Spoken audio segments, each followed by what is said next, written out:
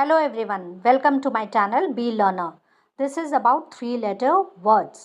बच्चों को 2-letter words सिखाने के बाद 3-letter words सिखाया जाता है. जनरली हम 3-letter words CVC words के हेल्प से सिखाते हैं, लेकिन इसमें मैंने CVC words के अलावा भी अदर वर्ड्स कवर किया है. These words helps kids in learning how to read. So let's start.